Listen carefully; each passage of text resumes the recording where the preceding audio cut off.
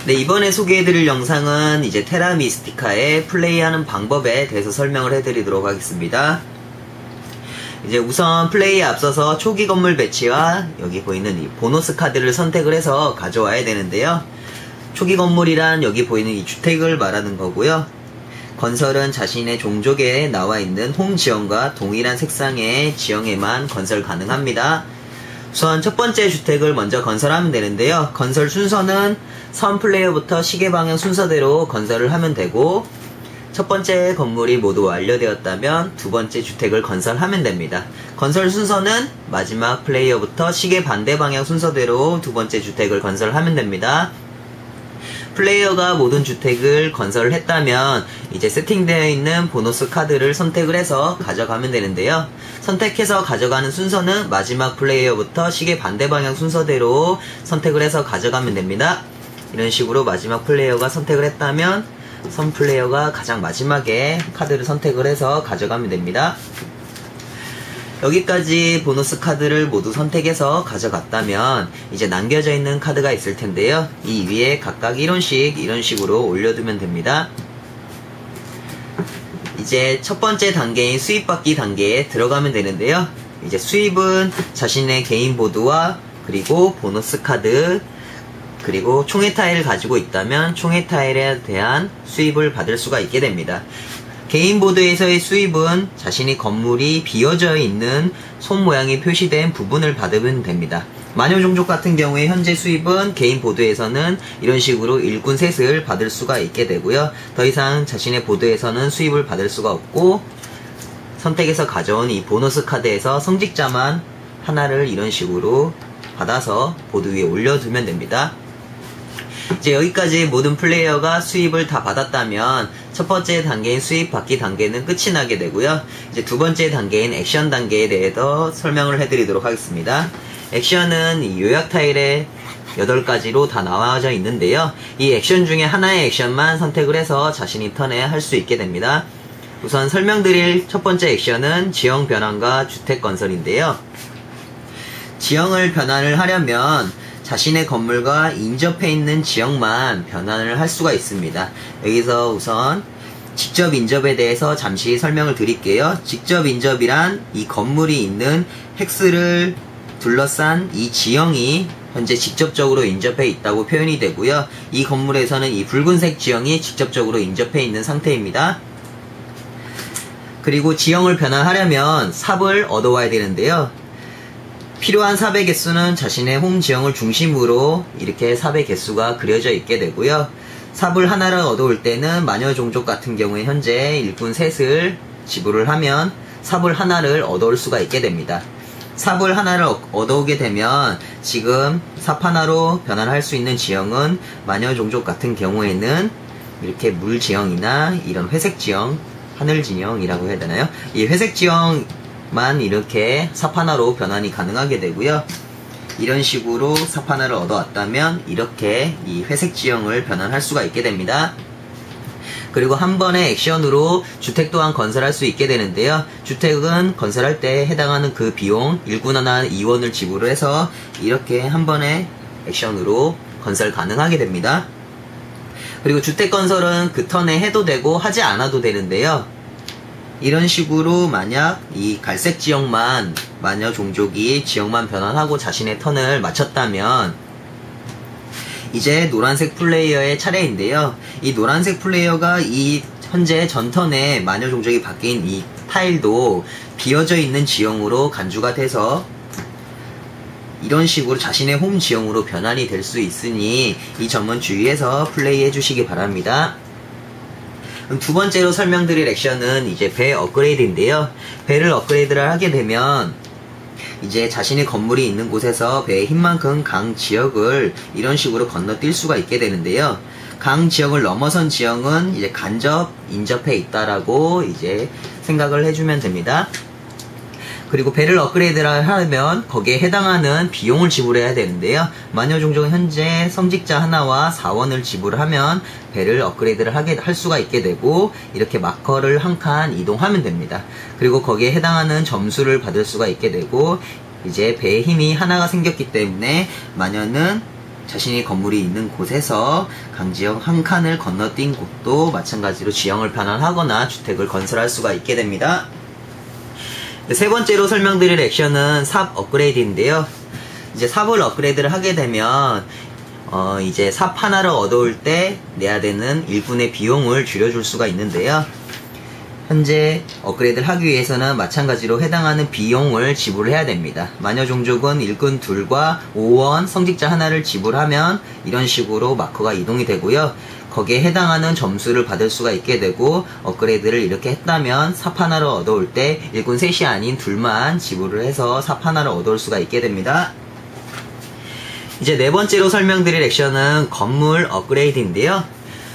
이제 건물은 업그레이드를 하려면 이제 건물의 순서가 정해져 있는데요. 자신의 개인 보드를 확인하게 되면 종족의 색과 동일하게 이 화살표가 그려져 있게 됩니다. 주택은 교육소, 교육소는 사원, 사원은 성역, 그리고 교육소는 요새로 업그레이드 하게 되고요. 이제 사원이나 성역을 업그레이드 하게 되면 수입받기 단계에서 성직자를 받을 수가 있게 되고요. 그리고 건설하는 즉시 총회 타일 한 장을 얻을 수가 있게 됩니다. 그리고 요새를 건설하게 되면 마녀 종족은 이제 수입받기 때 파워를 받을 수가 있게 되고, 이제 특수 액션을 할 수가 있게 됩니다. 이제 종족의 특수 액션을 할 수 있는 종족도 있고 하지 못하는 종족도 있는데요. 마녀 종족 같은 경우에는 이 특수 액션 표시가 그려져 있기 때문에 요새를 자신의 턴에 건설을 했다면 그 즉시 이 액션 토큰을 받아와서 이런 식으로 사용을 할 수가 있게 됩니다. 그리고 교육소 부분을 확인하게 되면 이제 일꾼들과 비용이 두 가지로 나눠져 있는데요. 앞에 적혀져 있는 비용과 뒤에 적혀져 있는 비용은 이제 앞에 적혀져 있는 더 적은 비용을 낼 때는 자신이 해당하는 건물을, 이 건물을 업그레이드를 할 때, 이렇게 교육소를 업그레이드를 할 때 직접 인접한 다른 플레이어가 있을 경우에 거기에 해당하는 일꾼들과 3원만 지불하면 되고요. 인접하지 않은 곳에 교육소를 업그레이드를 하게 되면 이제 일꾼 2과 6원을 지불해야지만 업그레이드 가능하게 됩니다. 그리고 업그레이드를 하게 되면 직접 인접해 있는 다른 플레이어의 건물에서 이제 파워를 받을 수가 있는데요. 파워란 이제 자신의 종족보드 우측에 이렇게 파워 힘이 표시가 되어 있고요. 주택은 파워 하나, 사원과 교육소는 파워 2개, 성역과 그리고 요새는 파워 3개를 뜻합니다. 지금 현재 노란색 플레이어의 건물은 이제 주택이기 때문에 파워는 하나만 받을 수가 있게 됩니다. 자신이 파워를 하나를 받기로 결정했다면 1에서 2의 그릇으로 파워 토큰을 이동시키면 되고요. 1에서 2로 이런 식으로 이동을 해야지 가능하게 되고 2에서 3의 그릇으로 바로 이동은 가능하지가 않게 됩니다. 2에서 3의 그릇으로 이동을 하려면 1의 그릇이 이런 식으로 모두 비어져 있는 상태여야지만 2에서 3의 그릇으로 이동이 가능하게 됩니다. 그리고 이제 파워를 얻기로 결정을 했다면 거기에 해당하는 파워 비용을 지불을 해야 되는데요. 예를 들어서 노란색 플레이어가 교육소로 업그레이드를 하게 되면 마찬가지로 이 마녀 종족은 파워를 받을 수가 있게 되는데요. 교육소의 파워의 힘은 2개이기 때문에 파워 2개를 받을 수가 있게 됩니다. 지금 현재 1의 그릇에 비어져 있다고 치고 2에서 3의 그릇으로 이런 식으로 2개를 받을 수가 있게 됩니다. 그리고 거기에 해당하는 비용은 파워 2개를 얻었다면 마이너스 1점을 받게 됩니다. 성역이나 요새 이런 파워 3개를 받았다면 마이너스 2점을 받으면 됩니다. 파워 1개만 받을 때에만 마이너스 점수가 되지 않게 되고요. 그리고 파워를 얻기로 결정했다면 거기에 해당하는 파워는 모두 얻어야 됩니다. 예를 들어서 마이너스 점수를 받지 않기 위해서 파워 2개를 얻어야 되는 상태인데 하나만 얻고 점수를 받지 않으려고 하는 건 안 됩니다. 얻기로 결정했다면 반드시 거기에 해당하는 파워를 모두 얻고 그리고 마이너스 비용, 파워 비용을 지불을 해야 됩니다. 그리고 이번에 설명드릴 액션은 이제 성직자 배치하기인데요. 성직자 배치하기란 여기 보이는 이 신앙이 있는데 각각의 신전이라고 표현할까요? 각각의 신전에 4개의 공간씩 이렇게 표현이 되어 있는데요. 이 공간에 하나의 공간에 자신의 성직자를 배치를 할 수가 있게 됩니다. 이런 식으로 성직자가 자신을 가지고 있다면 이런 3이 표시된 이런 공간이나 나머지 2의 공간에 배치를 할 수 있게 되는데요. 이렇게 3의 공간에 배치를 했다면 자신의 마크가 이곳에 있다면 1칸, 2칸, 3칸 이런 식으로 이동이 가능하게 되고요. 거기에 해당하는 파워를 얻을 수가 있게 됩니다. 그리고 이 신장 보드에 성직자를 배치하게 되면 이 성직자는 되돌려 받는 건 가능하지가 않게 됩니다. 그리고 성직자를 배치하지 않고도 이제 신앙 트랙을 한 칸 올릴 수가 있게 되는데요. 그 방법은 자신의 종족 보드에 올려져 있는 이 성직자를 다시 공급처로 돌리게 되면 자신이 원하는 신전 중에 하나를 선택을 해서 이렇게 한 칸만 올릴 수가 있게 됩니다. 여섯 번째로 설명드릴 액션은 파워 액션인데요. 파워 액션은 이제 파워를 사용할 수 있게 이런 3의 그릇에 거기에 해당하는 파워 토큰의 수가 있어야지만 파워 액션을 할 수가 있습니다. 우선 파워 액션은 보드에 나와 있는 이 6가지 액션 중에 하나의 액션을 할 수가 있게 되는데요. 우선 하나씩 액션에 대해서 간략하게 설명드릴게요. 이 액션을 사용을 했다면 이제 다리를 공급처에서 하나를 가져와서 자신의 건물이 있는 곳에서 이제 지형을 확인하게 되면 이렇게 다리가 무너진 게 확인이 될 텐데요. 이런 식으로 다리 하나를 건설할 수가 있게 됩니다. 그리고 사용한 액션은 이렇게 액션 토큰으로 가려줘야 되고요.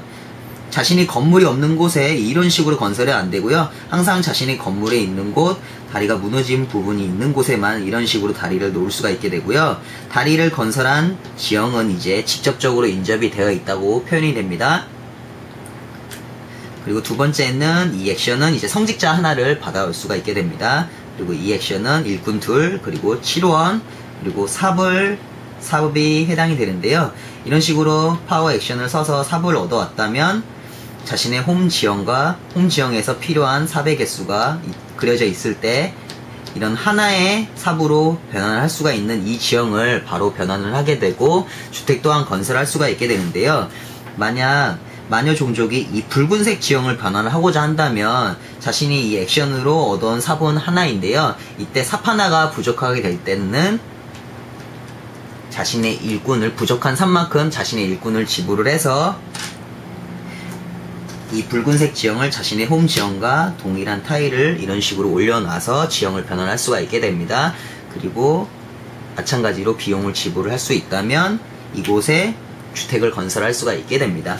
이 액션을 사용하게 되면 한 번의 액션으로 지형 변환과 주택 건설 또한 가능하게 됩니다. 그리고 이렇게 주택을 건설하게 되면 이 노란색 플레이어는 파워를 받을 수 있게 됩니다. 파워는 교육소의 파워의 힘이 2개이기 때문에 2개를 받게 되면 얻기로 결정을 했다면 거기에 해당하는 파워 비용 마이너스 1점을 받으면 됩니다. 그리고 이제 게임 중에 이제 자신의 액션 턴 전후로 이런 파워에 이제 전환을 할 수가 있게 되는데요. 파워의 전환이란 여기 자신의 종족 보드에 이런 식으로 그려져 있는데요. 이런 식으로 5개가 있다고 쳤을 때 5개를 전환을 하게 되면 성직자 하나, 3개를 전환했다면 일꾼 하나를 전환했다면 1원을 이런 식으로 받을 수 있게 됩니다. 그리고 마찬가지로 그 우측편에 성직자는 그리고 일꾼 1원 이런 식으로 전환 가능하고요. 그리고 자신이 파워 액션을 하려고 할 때 파워가 부족한 경우도 생길 텐데요. 그때 꼭 자신이 그 액션을 해야 된다면 이런 식으로 현재 이 파워 액션 6개를 사용해서 삽 2개를 얻어오고자 한다면 3의 그릇에 파워 토큰이 6개가 있어야 되는데 현재는 5개만 있기 때문에 가능하지 않은 상태인데요. 이때는 파워 희생하기라는 행동을 해서 이렇게 파워 토큰을 채울 수가 있게 됩니다. 파워 희생하기란 2의 그릇에서만 가능하게 되고요. 하나를 제거하게 되면 하나를 2의 그릇에서 3의 그릇으로 사용할 수가 있게 됩니다. 이동을 할 수가 있게 됩니다. 그리고 6개의 파워 토큰이 생겼으므로 이런 식으로 파워를 사용을 해서 이렇게 액션 토큰으로 가려주면 됩니다. 이제 가려진 액션들은 이제 그 라운드에서는 더 이상 할 수가 없게 됩니다. 예를 들어서 이런 식으로 플레이어들이 사용을 했다면 이 액션은 이번 라운드에서는 하지 못합니다. 그리고 이제 게임이 이런 식으로 진행이 되다 보면 이제 자신의 영역이 이제 계속 확장이 될 텐데요. 이제 이런 식으로 마녀 종족이 자신의 영역이 확장이 되어 있을 때 이제 마을이 설립이 될 수 있습니다. 마을이 설립되는 조건은 자신이 건물이 직접 인접한 건물의 수가 4개 이상이 돼야 되고 건물의 힘이 파워가 7 이상이 될 때 마을은 자동적으로 설립이 되는데요. 현재 요새는 파워 3, 교육소는 파워 2, 주택은 각각 파워 1이기 때문에 총 파워의 힘은 7이고 직접 인접한 건물의 수가 4개이기 때문에 마을이 자동적으로 설립이 됩니다. 마을이 설립되면 여기 보이는 마을 타일 중에 하나를 선택을 해서 가져올 수가 있게 됩니다. 그리고 거기에 해당하는 점수를 받을 수 있게 되고요. 그리고 마을 타일에 대한 그 보상을 받을 수 있게 됩니다. 가져온 마을 타일은 자신의 건물 아래에 이렇게 놓아두면 됩니다.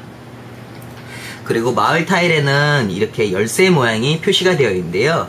이 열쇠는 이제 신앙보드 신전을 확인하게 되면 이제 9번째에서 10번째 칸으로 이동을 하려면 여기 열쇠 모양이 표시가 되어 있는데요. 이 열쇠는 마을 타일 하나당 하나의 신앙 트랙을 끝까지 올릴 수 있다는 뜻입니다. 그러니까 하나의 마을 타일이 있어야지만 9번째 칸에서 10번째 칸으로 이런 식으로 이동이 가능하게 되고요.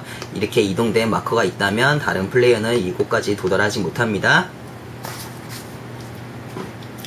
그리고 마을이 설립될 때 이런 식으로 잠시 채워놓을게요. 이런 식으로 되어 있어도 마을은 설립될 수 있습니다. 단 조건은 이 성역이 포함되어 있을 경우에만 가능한데요. 종족보드를 확인하게 되면 이 마을 타일 위에 자신의 홈 지형과 동일한 색깔이 3개가 표시가 되어 있는데요. 이 뜻은 마을이 설립될 때 성역이 있다면, 직접 인접한 건물 중에 성역이 포함되어 있다면 성역 포함해서 직접 인접한 건물의 수가 3개 이상이고 파워의 힘이 7이면 그때 마을은 자동적으로 설립이 되고 거기에 해당하는 점수와 보상을 받으면 되고요. 이런 식으로 마을 타일 아래에 놔둬서 표시해주면 됩니다. 그리고 이번에 설명드릴 액션은 이제 특수 액션인데요. 특수 액션이란 이제 자신의 종족의 특수 액션을 사용할 수도 있고 아니면 이런 보너스 카드나 총의 타일을 가지고 있다면 이런 총의 타일에서도 특수 액션을 할 수가 있게 되는데요. 특수 액션도 파워 액션과 동일하게 한번 사용한 액션은 그 라운드에는 더 이상 할 수가 없게 됩니다. 예를 들어서 이렇게 마녀가 요새를 건설해 놓은 상태라면 여기 있네요. 이 액션 토큰을 받게 되는데요. 이 액션 토큰으로 자신의 특수 액션을 이런 식으로 사용할 수가 있게 되고 사용하는 액션은 이렇게 표시를 해주면 됩니다. 그리고 이 액션은 이 라운드에는 더 이상 할 수가 없게 되고 다음 라운드에 사용이 가능하게 됩니다. 그리고 이제 설명드릴 액션은 8번째 액션인 패스인데요.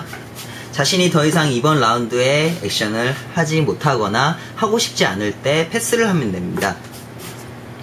이제 패스를 하게 되면 자신이 가지고 있는 보너스 카드를 이곳에 반납을 하게 되고요. 남겨져 있는 카드 중에 한 장을 선택을 해서 가져오면 됩니다. 자신이 반납한 카드를 다시 가져오는 건 가능하지가 않고 반드시 남겨져 있는 카드 중에 한 장만 선택해서 가져오면 됩니다. 이런 식으로 가져오기로 선택을 했다면 거기에 올려져 있는 동전이 있다면 동전도 자신이 가지게 되고요.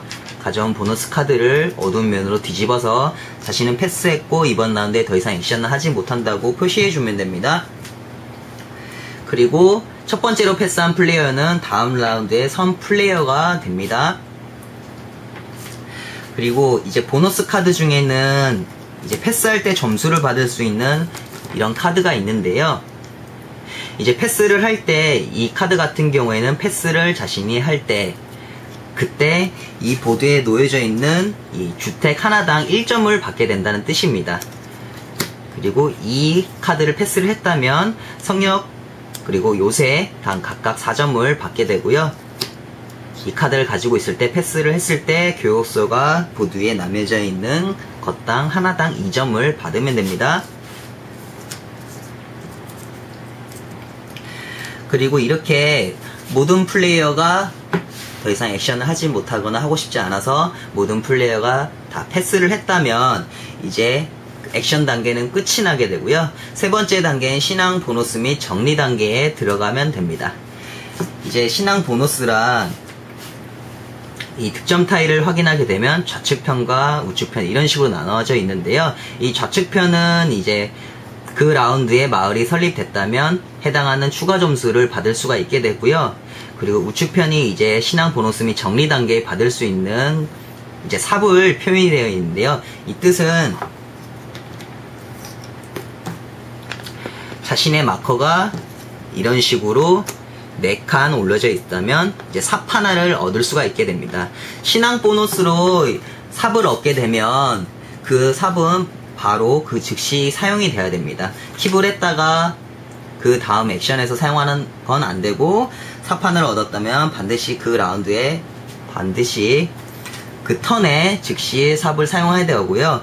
부족한 삽에 대한 일꾼을 지불해서 채우는 건 가능하지가 않게 되고, 해당하는 삽의 개수만큼만 지형을 변환해야 됩니다. 예를 들어서 삽 하나를 얻었다면 거인족 같은 경우에는 자신의 홈 지형으로 바꿀 때는 삽 2개가 필요한데요. 그때 거인족은 삽 하나를 신앙 보너스로 얻었다면 그 삽은 버려지는 삽이 되게 됩니다. 그리고 신앙 보너스까지 모두 받았다면 이제 정리 단계에 들어가면 되는데요. 정리를 하면 됩니다. 이런 식으로 이 라운드 득점 타일을 어둠미러 뒤집어서 1라운드가 끝났다고 표시를 해주면 되고요. 그리고 만약에 파워 액션을 하거나 특수 액션을 자신이 했다면 이 액션 토큰 또한 이런 식으로 다시 치워주면 됩니다. 그리고 게임이 이런 식으로 6라운드까지 진행이 되었다면 모두 종료가 되고요. 6라운드에서는 신앙 보너스는 받지 않습니다. 그리고 이제 마지막으로 점수 계산을 한번 하면 되는데요. 점수는 이제 영역 점수, 그리고 신앙 트랙에 대한 점수가 있습니다. 우선 영역 점수 같은 경우에는 자신의 건물이 인접해 있는 건물의 수를 이제 개수를 합해서 가장 많은 건물이 인접해 있는 플레이어가 1등에 해당하는 점수를 받게 되고요. 만약에 2등과 그러니까 공동으로 1등을 했다면 그때는 그 해당하는 점수를 합해서 나눠서 받으면 됩니다. 신앙 트랙 같은 경우에는 이런 식으로